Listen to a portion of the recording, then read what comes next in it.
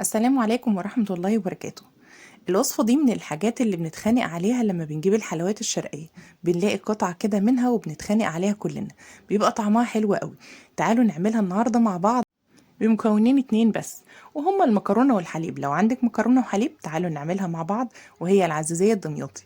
يلا بينا نسمي الله كده ونبدأ نعملها. عايزة اقول لكم من الوصفات الحلوة جدا والسهلة، وفي نفس الوقت طبعا نتيجتها هتبهركم. يلا بقى نبدأ كده في الوصفة بتاعتنا. عايزة اوريكم بس جمالها كده وقوامها، بصوا الشكل والجمال والحلاوة. تعالوا نعملها بقى ونقول بسم الله الرحمن الرحيم. ما ننساش طبعا نصلي على سيدنا محمد عليه الصلاة والسلام. ولو لسه ما اشتركتوش في القناة ما تنسوش بقى تشتركوا في القناة وتفعلوا الجرس عشان يوصلكوا كل وصفاتي. ما ننساش بقى اللايك والشير. ويلا بينا نبدأ في الوصفة بتاعتنا. اول حاجة كده بنسمي الله، وهنجيب معانا طبعا في البداية كده لازم نجيب مية بتغلي. مقدار المية اللي انتوا هتستخدموه بيبقى ضعف مقدار المكرونة اللي هتحطوها. انا حطيت حوالي كيلو، كيس الا ربع كده من المكرونة. اي نوع، مش شرط يعني يبقى نوع معين. بنزود بقى المية، مقدار المية عليها بتبقى المية كتير شوية. ليه بقى؟ لان احنا طبعا بنسيبها تغلي خالص لحد ما تتهري معايا. اول ما هتبدأ بقى تتهري معانا، لا وكمان لازم يبقى فيها نسبة من المية شوية، عشان المية دي طبعا بيبقى فيها نشا، فبتساعد ان الوصفة تبقى متماسكة معانا زي ما شفتوها كده. بنسيبها بقى تغلي قد ايه؟ سيبوها تغلي بقى لحد ما تتهري معاكوا خالص. عارفين كده كأن المكرونة عجنت؟ لا، بعد ما تعجن كمان يعني. سيبوها خالص لحد ما تبقى خلاص، يعني المية السوائل اللي فيها نشفت، ما بقاش فيها الا شوية. بصوا يعني السوائل شوية صغيرين فيها مش كتير. بصوا بقى السوائل دي انا محتاجاها طبعا. بس المكرونه معايا طبعا كل ما هتسووها اكتر كل ما هتبقى مش صعبه معاكم في الضرب، وخصوصا لو الخلاط بتاعكم زي بتاعي كده. يعني مش السرعه بتاعته مش عاليه قوي، ففي نفس الوقت مش بيفرم كويس قوي. يعني تعبني شويه في الفرم. لو انتوا بقى الوات بتاعكم بيبقى اعلى، فده من اول مره هتلاقوه ضرب المكرونه كويس قوي.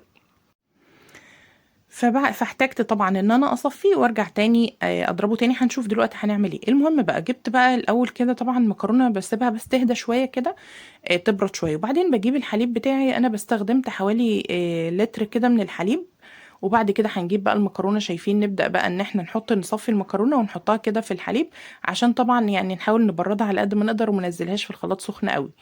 فانا حطيت الحليب الاول، وبعد كده هنزل بقى بالمكرونه واحده بواحده كده لحد ما نبدا ان احنا طبعا السوائل اللي نزلت دي، الميه دي طبعا مش برميها، بسيبها لاني بحتاجها. هناخد بقى الخلاط بتاعنا، وابدا ان انا ازود السكر. هحط السكر بقى الكميه اللي انتوا عايزينها. يعني في ناس بقى بتحب الحاجه مسكره قوي، في ناس بتحب الحاجه يعني ايه، مش مسكره. انا بحب الحاجه بصراحه مش مسكره قوي. بس نسبه السكر دي دايما بقول لكم ان هي ترجع لكم. فانا بقى حطيت بقى على دول حوالي كده كوبايه من السكر. وبعد كده هنضرب بقى الكلام ده كله في الخلاط كويس جدا. هبدأ بقى ان انا اضربها. يعني عايزه اقول لكم بقى، زي ما قلت لكم هي مش هتبقى من اول مره، عشان بس محدش يعني يقول ان انا ضحكت عليكم. لا، مش من اول مره هتتضرب معاكم خالص. هبتدي ان انا اصفيها، وابتدي ان انا اخد اللي طالع منها ده بعد ما صفيتها، وهضربه تاني بشويه من الحليب. تعملوا كده بقى لحد ما تضربوها كويس جدا. انا عايزه بس اللي يبقى نازل منها اللي هو القوام الكريمي ده. مش عايزه قطع المكرونه. ولو انتوا حابين يعني لقيتوا بقى مفيش مفر ويعني في قطع مكرونه، مش هتأثر في الوصفه قوي، خلي بالكم. بس مش هتبقى ناعمه زي ما شفتوها في اول الفيديو. هنرجع بقى ناخد اللي احنا عملناه ده صفيناه ونرجع نضربه تاني في الخلاط. وبعدين نحط عليه بقى شويه من الحليب، ونزود يعني شويه من الحليب كده عشان طبعا يتضرب معانا بسهوله. بس كده ابتديت ان انا اضربه بقى. هو إيه للامانه يعني فضل شويه صغيرين كده من المكرونه، فما ضربتهمش تاني بصراحه واستغنيت عنهم يعني. بس كده شوفوا بقى القوام، هو قوامه تقيل ازاي. هناخده بقى. بس الاول هنجيب بقى كوبايه، نص كوبايه من الميه او الحليب، وهنحط عليها 3 معالق من النشا، بس 3 معالق هرميه كبيره، ونقلبهم كويس جدا. خلاص. وعلى النار بقى انا حاطه الخليط بتاعي على النار، وهنسيبه بقى على النار كده لحد ما يبدا يغلي. اول ما هيبدا يغلي معايا هبدا اقلب. بس اهم حاجه نقلب باستمرار. شايفين؟ انا حاطاه على النار، واهم حاجه نقعد نقلب باستمرار. لان طبعا بيبقى يعني المكرونه والحاجات ديت والنشا والحاجات دي لما هنحطها طبعا ممكن تنزل في القاع، فطبعا هتتحرق معاكم. فتاخدوا بالكم بقى ان احنا لازم ايدينا تبقى فيها على طول. نقلب بقى ونحط النشا كده ننزل بالنشا. وبالمناسبة أنا حطيت معلقة من السمنة، بس هي التصوير للأسف ما اتصورتش، معلقة من السمنة البلدي. طبعا السمنة بتديها طعم حلو جدا. وبعد كده بقى نبدأ ان احنا نقلب بالشكل ده. شايفين القوام اللي انا وصلت له؟ هو ده القوام اللي انا عايزاه. طبعا 2 باكت بقى من الفانيليا على اللي احنا عاملينه ده. شايفين بالشكل ده بيدي بقى ريحة، الفانيليا بتدي ريحة مع طبعا السمنة بتبقى حلوة قوي. بعد بقى ما قلبت كده، وبعدين نجيب بقى الصينية بتاعتي وادهنها بقى شوية من السمنة تحت كده.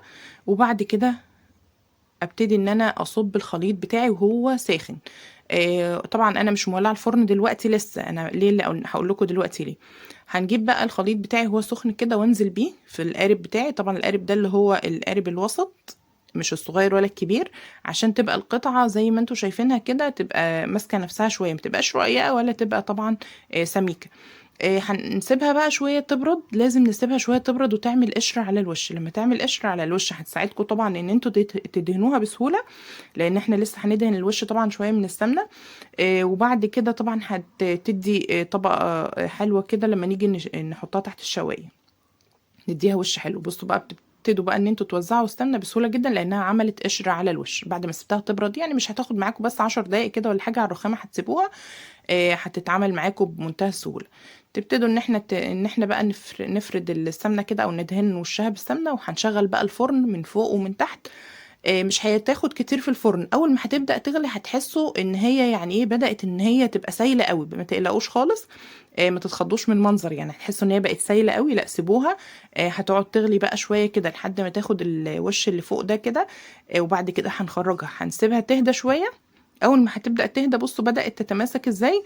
انما وهي في الفرن هتحسوا ان هي سايله والموضوع ما ظبطش معاكم. لا، هي هتبقى مظبوطه جدا. بعد كده سبتها بقى تهدى شويه. حتى لو تاخدوا بالكم الحروف بتاعتها الجوانب بدات تبقى مرتفعه كده شويه، لان ده طبعا لانها ارتفعت لفوق. بعد كده اخدتها حطيتها في التلاجة شويه. لازم نسيبها في التلاجة لان هي بتتاكل عشان تبقى متماسكه وتطلعوا القطعه متماسكه يعني. حطيتها في التلاجة بقى شويه. وبعدين هبتدي ان انا اخرجها واقطعها. عايزه اقول لكم وصفه جميله، ومكوناتها طبعا يعني موجوده في البيت. مفيش حد ما عندوش بقى كيس مكرونه وشويه حليب يعني، وهتعملوا احلى حلويات هتتخانقوا عليها. جربوها بقى وان شاء الله هتعجبكم جدا. بصوا بقى الجمال والحلاوه. وطبعا القطعه طالعه متماسكه جدا، ولا هي سايله ولا هي يعني ايه ناشفه كده. بصوا بقى جميله ازاي. وطبعا السكر بتاعها مظبوط جدا. بس كده خلصت الوصفه بتاعتي. ما تنسوش بقى تشتركوا في القناه وتفعلوا الجرس، وما ننساش بقى اللايك عشان احنا بنتعب فعلا في الفيديوهات. وجربوها بقى وقولوا لي رايكم في الكومنتات. وما ننساش طبعا نصلي على سيدنا محمد.